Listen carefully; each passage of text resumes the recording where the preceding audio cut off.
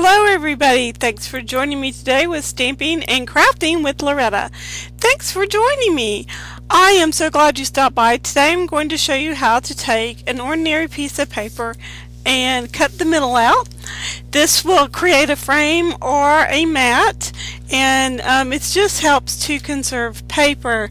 And so what I'm going to do is I put the paper underneath my Fiskars trimmer to the 1/2 inch mark towards the right hand side of the blade, and I'm going to take my blade at the 1/2 inch mark and slide it over to the 4 3/4 inch mark to cut the paper on all four sides.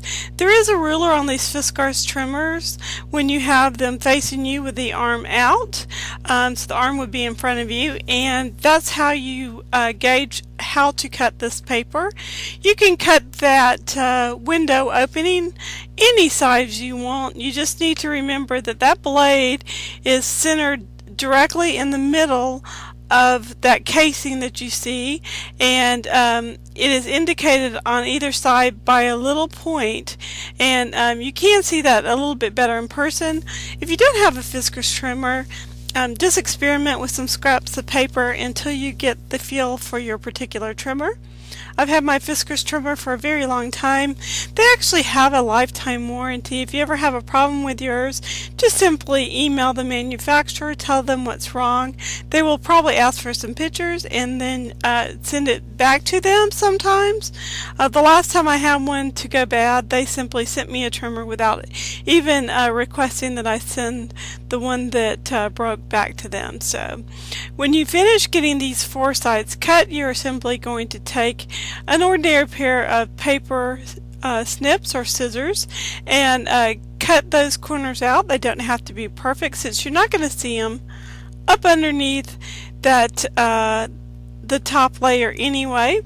You're just doing this basically to get a little bit of border, like I said before, and save some paper.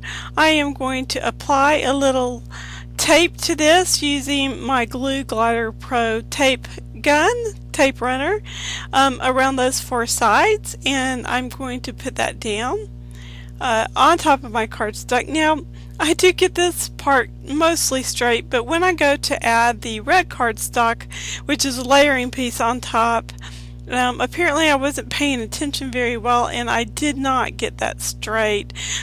So when I turned off the camera, I actually went back and used my scrapper solution undo, or at least it used to be called scrapper solution, to pick that piece back up and correctly layer it onto my main card. I did not shoot pictures of this card finished.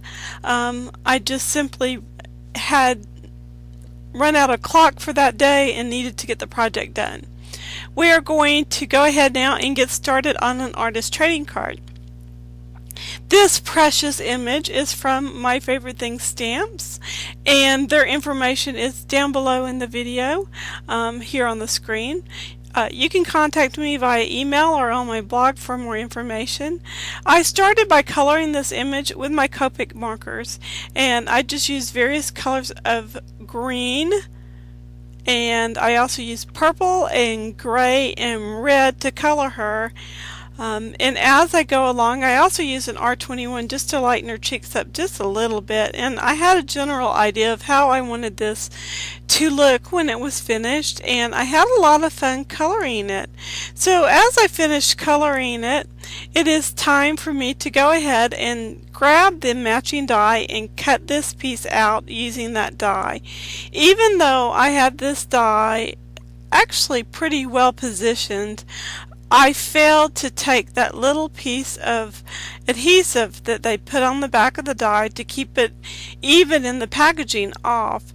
So what happened is when I grabbed it and put it through my die cutting machine, it shifted, and it broke my heart. But you're about to see right now that when I took it out of the die cutting machine, I actually ended up cutting it completely crooked, and I had to start over. So since I saw it had cut crooked, I went ahead and cut a second die cut piece, and just used my stamp which is a clear stamp, and the black licorice hybrid ink to stamp her once again. Sorry for my head in the shot.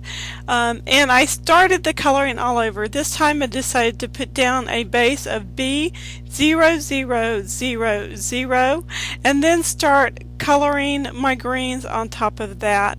As I go ahead and finish coloring this image, I will tell you that I am not real pleased with the way her face turned out. I am not going to do any more to it because I'm afraid it's just going to make it muddier. I also use a white gel pen just to add a little bit more interest to her little outfit.